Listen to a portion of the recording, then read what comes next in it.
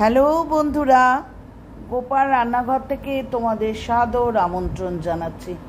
বন্ধুরা, সদ্য দীপাবলি গেল, ভাইফোঁটা আসন্ন।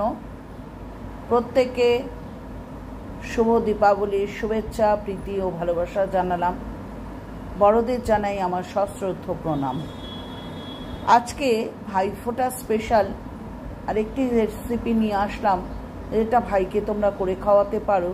সেটা হচ্ছে তেল কই, ওপার বাংলার ভাষা অনুযায়ী তেল কই।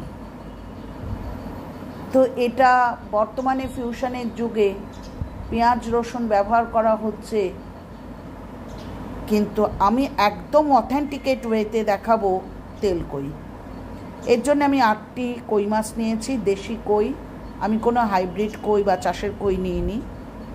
বেশ কিছু টমেটো নিয়েছি, সাদা জিরে নিয়েছি, শুকনো লঙ্কা নিয়েছি এবং আদা নিয়েছি।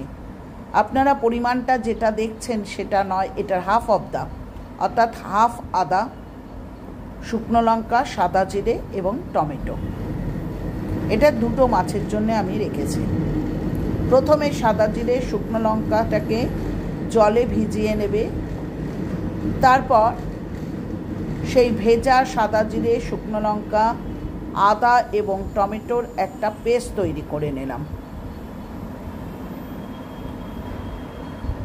তারপর আমি কই মাছটাকে, অর্থাৎ এই 8টি কইকে 1 চামচ নুন, 1 চামচ হলুদ, 1 চামচ কাশ্মীরি লঙ্কার গুঁড়ো এবং সামান্য সর্ষের তেল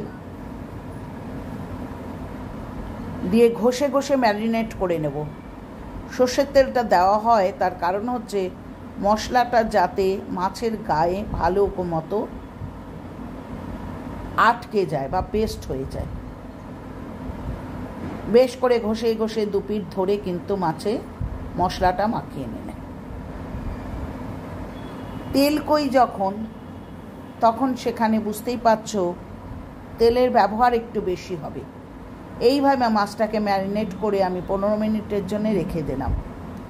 কড়াইতেই 4 থেকে 5 চামচ সর্ষের তেল দিলাম। পুরো রান্নাটা হবে সর্ষের তেলে। তেলটাকে গরম হতে দিলাম। তারপর পর্যায়ক্রমে এই 8টি মাছকে কিন্তু আমি ভেজে নেব।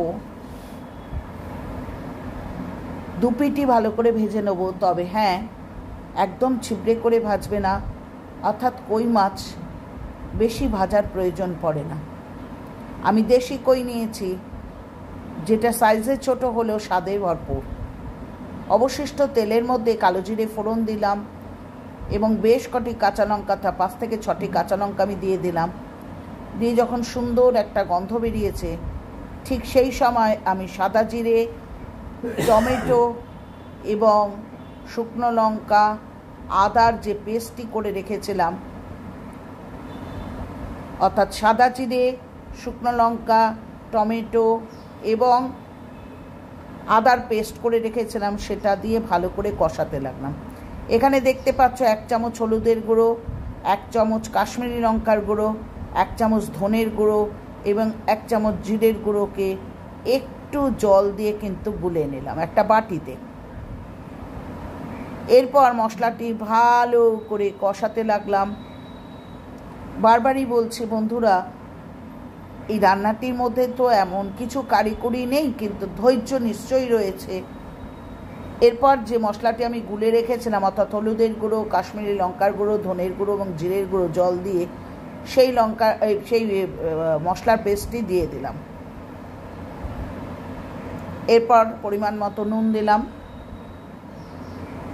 কেউ কেউ এখানে সামান্য চিনি ব্যবহার করেন, কিন্তু আমি করলাম না। পরিমাণ মতো একটু নুন দিয়ে আমি কষাতে লাগলাম।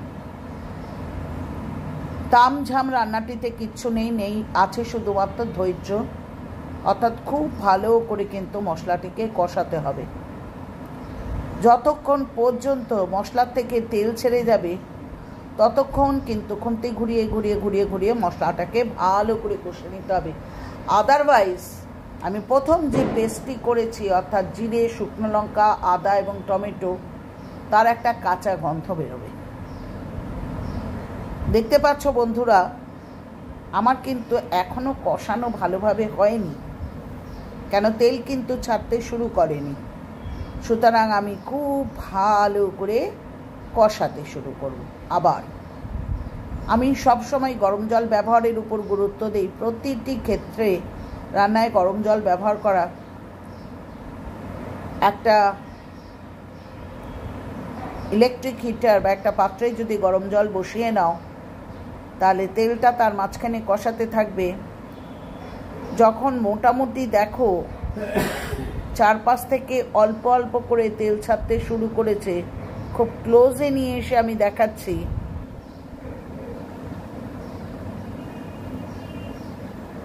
ততক্ষণ পর্যন্ত মশলাটি আংশে নেবে, নাহলে কিন্তু কাঁচা টমেটো বা আদা সাদা জিরের গন্ধ বেরোতে থাকে।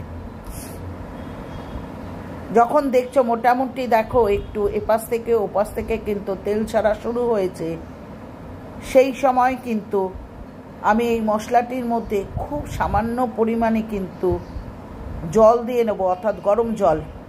ব্যবহার করলেও কিন্তু গরম জল ব্যবহার করতে হবে।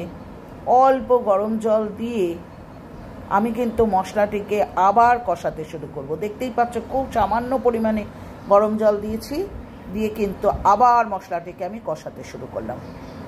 বন্ধুরা, আমি প্রথমেই বলেছি যে এটাই রান্নার কিছু তামঝাম নেই, কিন্তু একটু ধৈর্যের বিষয় আছে, কারণ মশলাটিকে খুব ভালোভাবে কষিয়ে নিতে হবে।